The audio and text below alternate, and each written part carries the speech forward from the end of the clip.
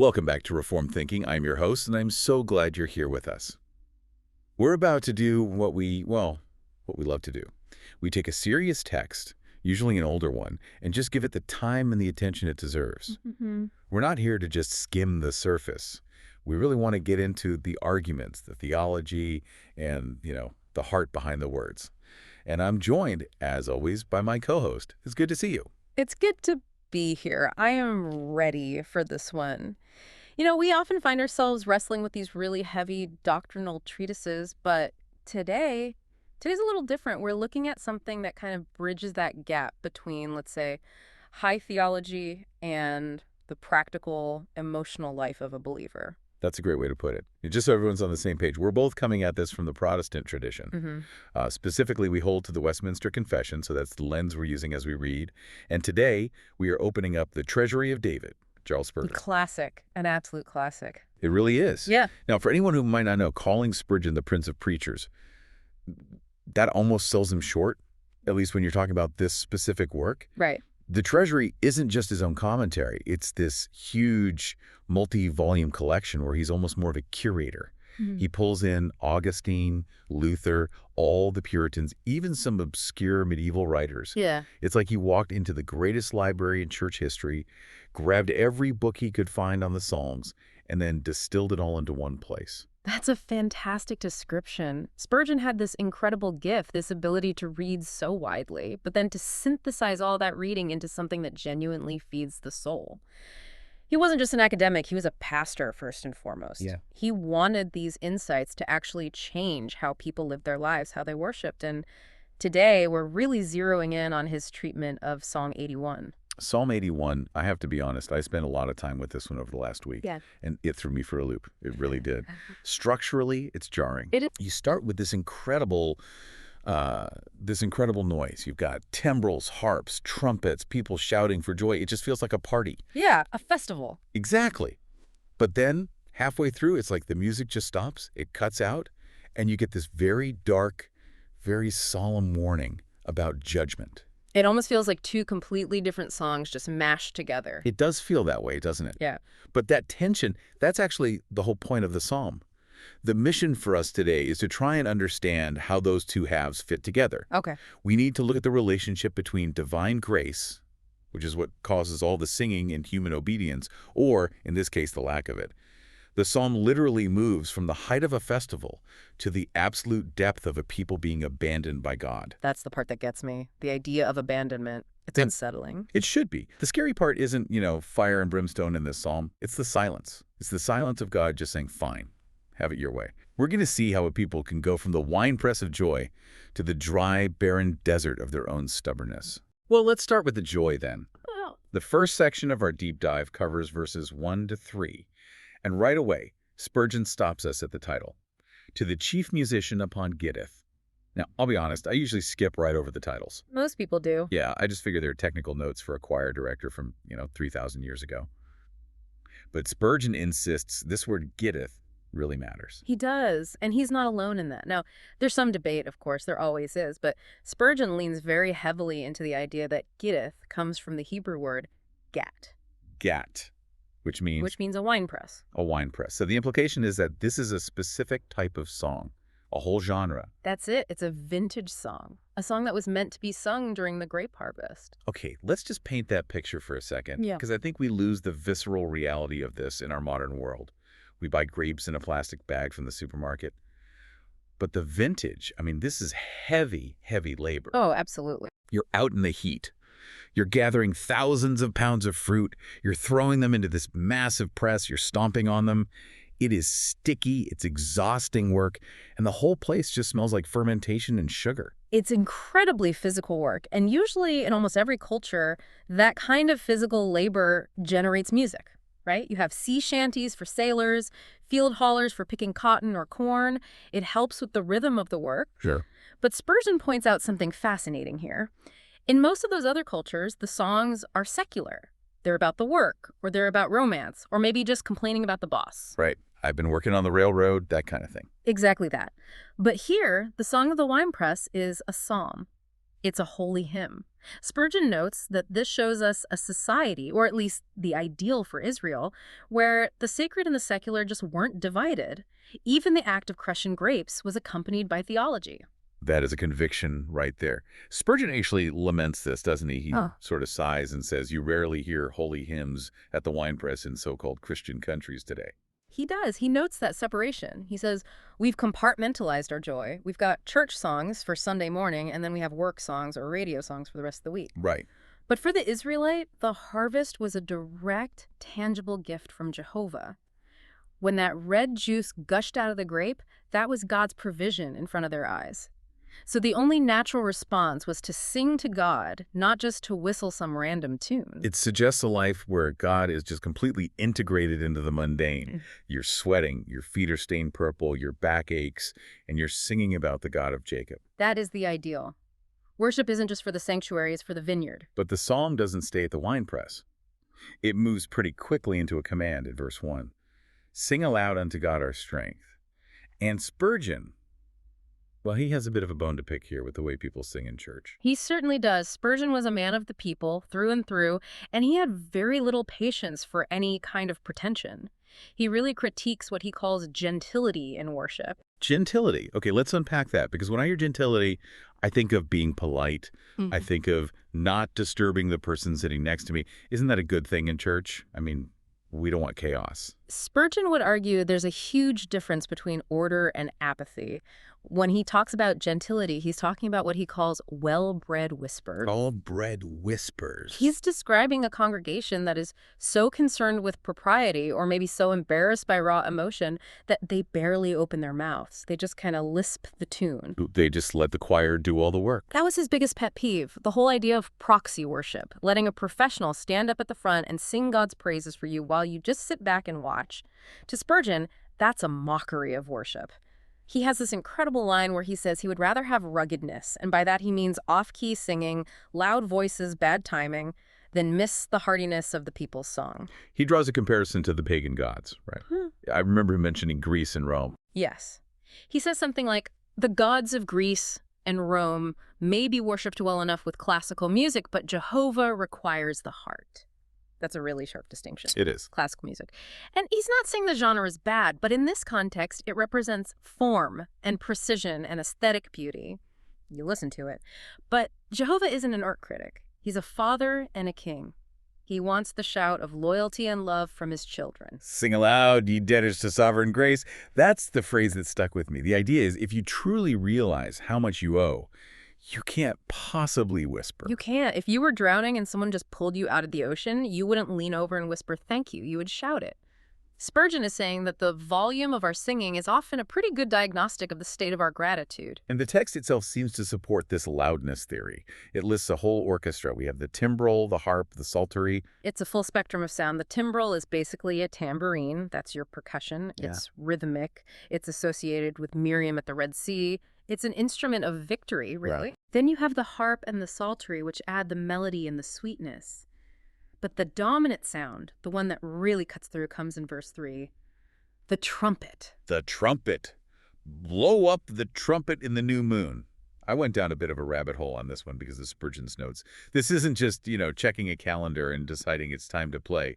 The new moon was a massive event. It was crucial. This psalm is likely talking about the 7th month, Treasury, which was the beginning of the civil year. It kicked off this whole season that included the Day of Atonement and the Feast of Tabernacles. But you have to remember, they didn't have calculated almanacs in their pockets. They were completely reliant on observation. Right. And that's where Spurgeon talks about the watchers. Yes, because the start of the holy month depended on physically seeing the first sliver of the new moon. The Jews would send watchers up to the mountaintops. Can you just imagine the tension? The whole religious calendar for the entire nation is paused, waiting for one person's visual confirmation. And when they finally saw it, they didn't just light a beacon. They had to run, right? Run to the Sanhedrin. Correct. The witness would run to the religious court in Jerusalem. And the Sanhedrin wouldn't just take their word for it. They would grill them. What did it look like? How was it curved? Which direction was it pointing? How high was it in the sky? They had to be absolutely certain it wasn't a mistake. And only once. The president of the Sanhedrin was satisfied. He would stand up and shout for everyone to hear, "It is consecrated!" And then the word would go out and the trumpets would just blast across the city. It was this explosion of relief and joy. The time has come. The feast is here. It is consecrated. Wow, that gives me chills. It's like the sanctification of time itself. But then, in verses 4 and 5, the tone shifts just a little. It moves from the event itself to the authority behind the event. This was a statute for Israel. And here's where we get into some classic Reformed theology. Spurgeon immediately brings up the regulative principle. He does, and this is so essential for understanding how Spurgeon and many in our tradition view worship. The regulative principle, put simply, says that in corporate worship, we are only authorized to do what God has explicitly commanded in His Word. So if God commands it, we have to do it. And if He doesn't command it, we shouldn't do it. So worship isn't a choose-your-own-adventure kind of deal. Not at all. Spurgeon says obedience is what directs worship, not our whim or sentiment. Just because something feels nice to us or looks pretty or seems culturally relevant doesn't mean it belongs in the worship of a holy God. And he takes a pretty direct swing at some traditions here. He calls out Christmas, Whitsuntide, and other popish festivals. He is very blunt. And we need to understand the context. As a Puritan-minded Baptist, Spurgeon looked at the traditional church calendar, which is full of saints' days and feast days that were invented by the church centuries after Christ, and he just asked a simple question. Is this a statute of the God of Jacob? And if the answer is no, then he says it has no authority over the conscience of the believer. He's arguing for Christian liberty. Now, that sounds contradictory, but the idea is we are freed from the traditions of men so that we can be joyfully bound only to the ordinances of God. He isn't trying to be a Scrooge. He's trying to be a protective pastor. right. He doesn't want his people burdened by a whole list of obligations that God never actually put on them. It's a good check for us, even today. Mm-hmm. We do so many things in church just because we've always done them that way. Mm-hmm. Spurgeon forces us to ask, but did God ever ask for this in the first place? Exactly. Is this from the king, or is this just a tradition we made up along the way? So moving into section 2 of our outline, the psalm shifts gears pretty dramatically. We go from the present noise of the festival all the way back in time to the history of the Exodus. Spurgeon notes that the psalm is a testimony of Joseph, which he says is a shorthand for all of Israel, going out through the land of Egypt. And he highlights the imagery of that march. The text says Israel went through the land of Egypt. It's a picture of victors. They aren't sneaking out the back door in the middle of the night. They are marching right through the main street while their oppressors are paralyzed with fear. But then in verse 5, we hit a phrase that just stopped me cold, where I heard a language that I understood not.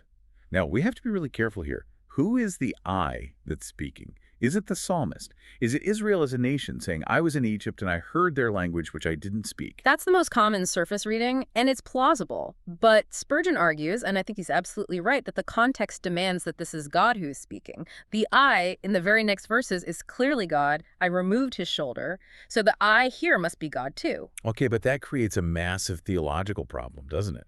We believe God is omniscient. He knows everything. I mean, he invented language. How could God possibly say, I heard a language I did not understand? Is there a gap in God's knowledge?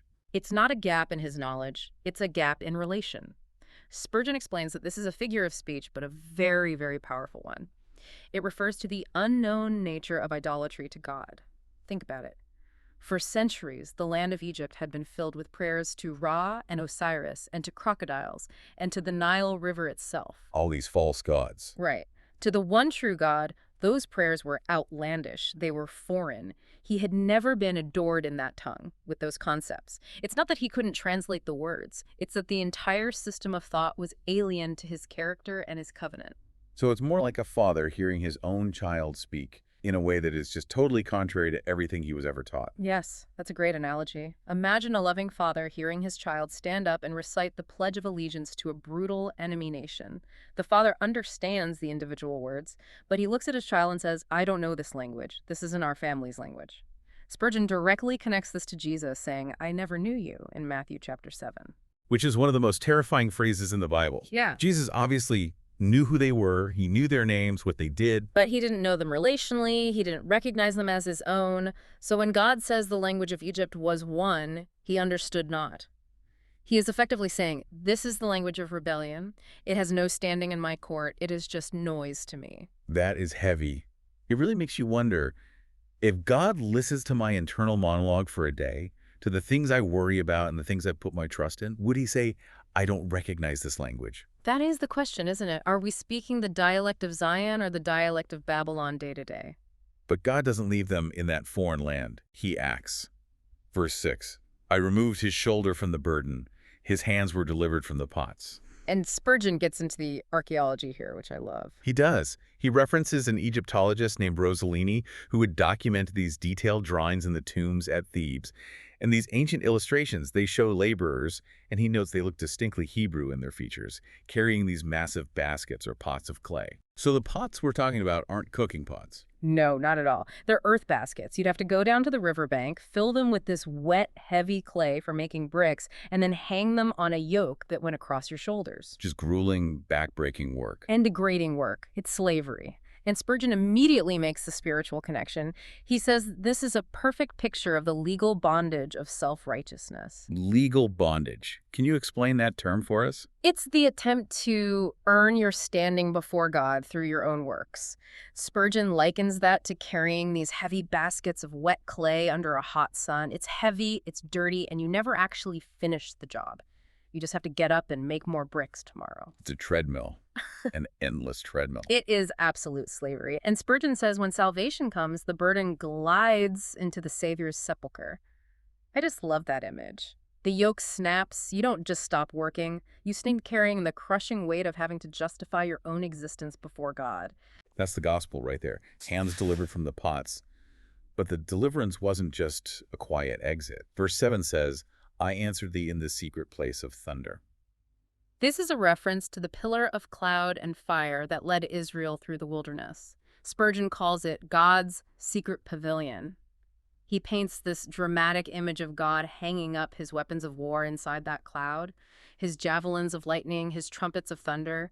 He is speaking to his people from the very center of his protective power. It's intimate, but it's also terrifying at the same time. It's awe-inspiring. He is a warrior God protecting his beloved children. But then, almost in the same breath, immediately after this thunderous protection, we get Meribah. I proved thee at the waters of Meribah. Meribah, which means strife. And Spurgeon points out the deep irony here. The people proved God, which is a way of saying they put him to the test. They demanded, is the Lord among us or not? Simply because they were thirsty for a few hours. They'd just seen the Red Sea part. They had just seen the pillar of cloud. They were eating manna from heaven. And yet, the moment they felt a physical lack, they turned on him. They questioned his goodness. So Gan says, okay, you want to test me? I will test you. And they failed miserably. Spurgeon says this is the listener's own history. That line, it hit me pretty hard. It's an indictment of all of us. We are all Israelites in this story. We get the deliverance, we sing the song at the winepress, we see the clear hand of God move in our lives, and then Tuesday happens. Right. The car breaks down, we get a bad medical report, a project at work fails, and immediately we grumble, we murmur, we act as if God has suddenly resigned from his position as Lord of the universe. Spurgeon calls it a wretched return for God's incredible mercy. We pay him back with suspicion. Exactly. We treat the God who delivered us from the pots of Egypt as if he is somehow incompetent to handle a flat tire. So that's the setup. God delivers and the people grumble. And in section 3, we see God actually pleading with them. Verse 8, hear, O my people. There is so much pathos in this section. You can feel the emotion. God is begging for an audience with his own people. And then you get that tragic little word, if thou wilt hearken unto me. Spurgeon compares the person who won't listen to God to a deaf adder. A snake. Yes, a venomous snake that cannot be charmed. He uses the word groveling. Think about that for a second. To refuse to listen to the God who made you and redeemed you is to reduce yourself to a reptile. You are choosing to crawl in the dust when you could be conversing with heaven. And what he's asking for is simple. It's exclusivity. Verse 9, there shall no strange God be in thee. And Spurgeon's logic here is just so practical. It's almost common sense. He says, no other God did anything for the Jews, therefore they owe no other God any homage. It's just straightforward transactional logic. Why would you even think about serving the gods of Egypt? They enslaved you. Why would you serve the gods of the Canaanites? They are the losers in this story. God defeated them and their armies. Only Jehovah brought you out. And he applies this to us. Directly, he asks, what has the world ever really done for you? What has the flesh ever done for you? What has the devil ever done for you? He calls them aliens. They are aliens. They are strangers. The world promises you happiness and it gives you anxiety. The flesh promises you pleasure and it gives you addiction and shame. Why on earth are we loyal to masters that abuse us? That brings us to verse 10. And I think this is one of the most famous verses in the entire psalm, maybe in the whole book. Open thy mouth wide and I will fill it. This is the grand invitation. It is, and Spurgeon absolutely loves this verse. He just revels in it. To help explain it, he digs up this fantastic historical anecdote from a writer named John Gatsby about an ancient Persian custom. I love this story. Tell us about the Persian king. Okay, so apparently in ancient Persia, when the king wanted to show a massive public honor to a visitor or a favorite servant, he wouldn't just give them a medal or a bag of gold, he would command them to open their mouth. Just open up. Open your mouth as wide as you can. And then the king himself would personally stuff their mouth full of sweetmeats, expensive candies, and sometimes, if he was really, really happy with them, pearls and jewels. Can you just imagine that scene? You're standing there in court, your jaw unhinged, and the king of Persia is shoving diamonds in your face. It is a bizarre but incredibly vivid picture of royal generosity, and the point was the only limit to the gift was the capacity of the receiver. If you only open your mouth a little bit, you got a little bit. If you opened it wide, you got a treasure. And Spurgeon's point is that God is the better king. A much better king, because the Persian king is giving you physical things, baubles that will one day turn to dust, but God says, open your mouth and I will fill it with myself, with truth, with grace, with joy. Spurgeon also uses that nature analogy of the baby bird. Yes. Anyone who has ever seen a nature documentary knows this one. You look into the nest and the little chicks are basically just giant gaping mouths on skinny eggs. They are all appetite. They don't have manners. They don't say, please, mother, may I have a small portion of a worm? They just stretch their necks and they scream for more. And the parent bird fills the mouth. But Spurgeon notes a critical limitation. The parent bird is limited. It might not find a worm. It might get eaten by a predator. But God, his resources are inexhaustible. He cannot fail to fill the mouth that is opened wide in faith. So what does this mean for our prayer life? Because I think a lot of us, if we're honest, we pray very polite prayers. We pray Gentile prayers, to use Spurgeon's words. Spurgeon quotes two Puritans, Benjamin Beddome and Thomas Case, to really push us on this. The main takeaway is this. You can over-expect the creature. You can expect too much from your spouse, your job, your government, but you cannot over-expect God. Widen and dilate the desires. That's the phrase that just leaps off the page. Dilate the desires. It means to consciously stretch your capacity for wanting God and his gifts. Stop asking for such small things. Stop asking for just enough grace to get by until bedtime. Case says that when the heart is full of faith, the tongue should have a holy fluency. And then there's that sting in the tail. Spurgeon compares the worldling to the Christian. He says the worldling, the person who is living only for this life, drinks his pleasure with the mouth of an insect. An insect, just sipping little drops of dew. Exactly. Satisfied with these tiny, temporary pleasures. But the Christian, Spurgeon says, should imbibe bliss with the mouth of an angel. We should be taking in vast draughts of God's goodness. We have an infinite ocean in front of us, and we're standing there with a teaspoon. Spurgeon is shouting from the pages, throw away the spoon, jump in! It's so convicting. I just realize how small my prayers are most of the time. You know, I'm asking God for a good parking spot, and he's offering me the keys to the kingdom. Precisely. Open wide. And here is the tragedy of the whole psalm. The text turns. We hit section 4, verse 11. But my people would not hearken. And the phrasing is so peculiar. Israel would none of me. Would none of me. It's a devastating phrase. It's not just they disobeyed my commands. It's they didn't want me. They found me undesirable.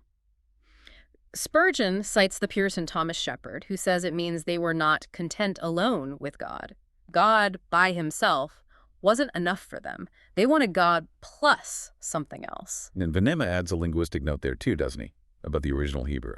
Yes, Venema suggests the Hebrew word implies a ship that isn't being carried along by a favorable wind. It means the people had no natural bent toward God. Their sails were set to catch a different wind, to go somewhere else. They were drifting away from him on purpose. And this rejection, this drifting, it leads directly to the punishment. Verse 12, so I gave them up. So I gave them up. Two of the most chilling words in Scripture. We really need to slow down here. This is the core Reformed theological point of this whole deep dive. What does it mean for God to give them up? This sounds like a parent just abandoning a child on the side of the road. This is the doctrine of judicial hardening. And Spurgeon defines it as the most severe punishment possible on this side of eternity. He says, it is worse than plague, it is worse than famine, it is worse than war. Why? How could it be worse than those things? Because plague and famine might actually drive you back to God in desperation, but being given up means God withdraws his restraining grace.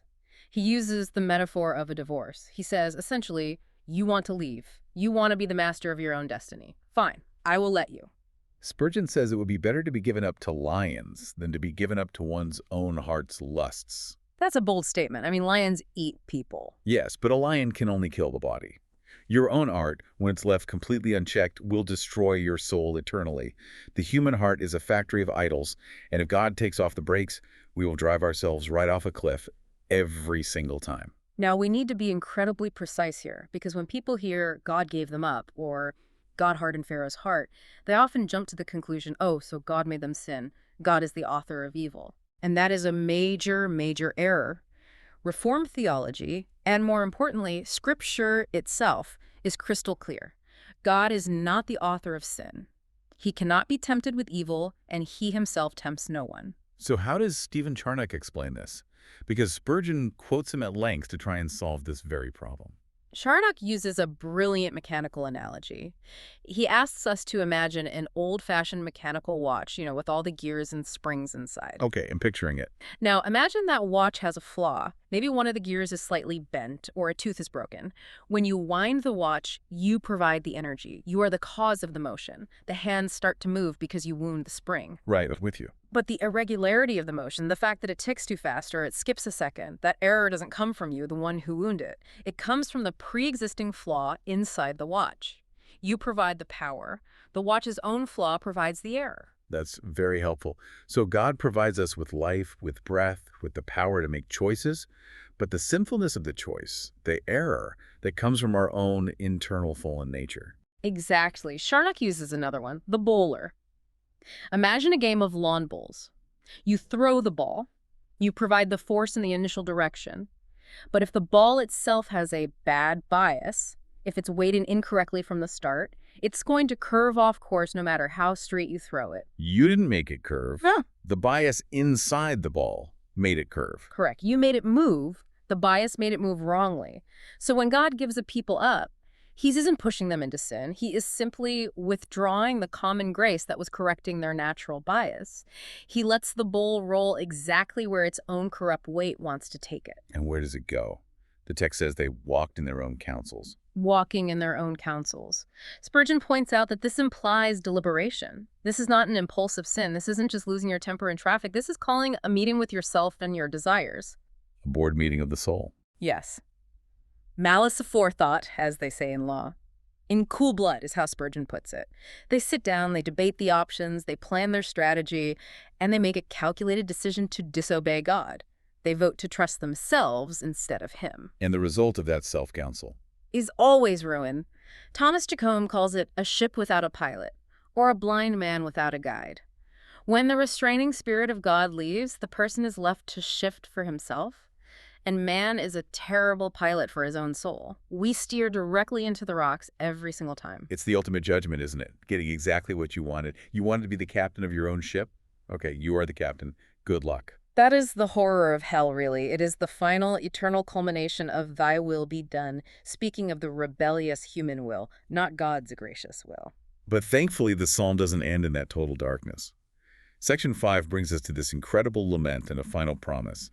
Verse 13, "Oh, that my people had hearkened unto me." This is such a tender, touching verse. It expresses God's regret. Now, we have to tread carefully here, because Spurgeon notes that the doctrinalists, and by that he means the hyper-Calvinists of his day, they really stumble over a verse like this. Right, because if God sovereignly decrees everything that happens, how can he regret that they didn't obey? Doesn't that make him sound weak or like his plans were frustrated? That's the objection. They try to explain away the emotion. They say, oh, God is just speaking anthropomorphically. He's accommodating our limited understanding. But Spurgeon pushes back against that hard. He says we have to affirm the genuine compassion of God expressed in his own words. He compares it directly to Jesus weeping over Jerusalem. Oh, Jerusalem, Jerusalem, how often would I have gathered thy children together as a hen gathers her brood under her wings, and you were not willing. That wasn't fake tears.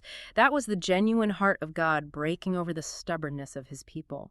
Spurgeon says God does not delight in the death of the wicked. He does not wish to see men heaping sorrow on themselves. He is a father watching his beloved children choose pain, and he grieves over it. And he lists exactly what they lost. He talks about the lost potential. Verse 14 says, he would have soon subdued their enemies. Soon. It wouldn't have been a long, drawn-out campaign. Spurgeon highlights the phrase, the turn of the hand. The text says God would have simply turned his hand against their adversaries. It implies it was effortless for him, just a flick in the wrist and their problems would be gone. So, because they chose to walk in their own counsels, they were forced to fight their own battles. Exactly. And they lost, over and over again. Spurgeon says, sin strips a man of his armor.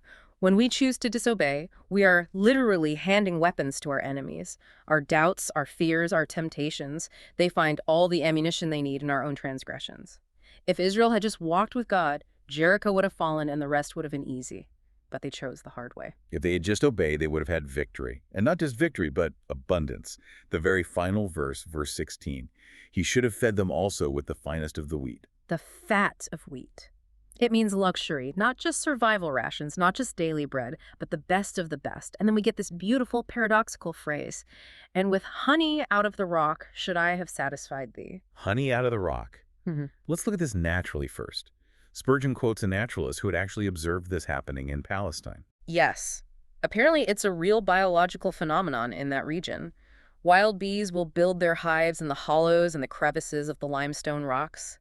In the intense heat of the summer, the wax in the honeycomb melts, and the pure honey can actually trickle down the face of the stone. So you could be walking through a desolate, rocky desert, a place of death and barrenness, really, and you find this incredible sweetness flowing right out of the stone itself. It's a stunningly vivid image, but the theological symbol is even better. Well, the rock is Christ, obviously. Paul makes that connection. Yes. 1 Corinthians chapter 10 makes that explicit.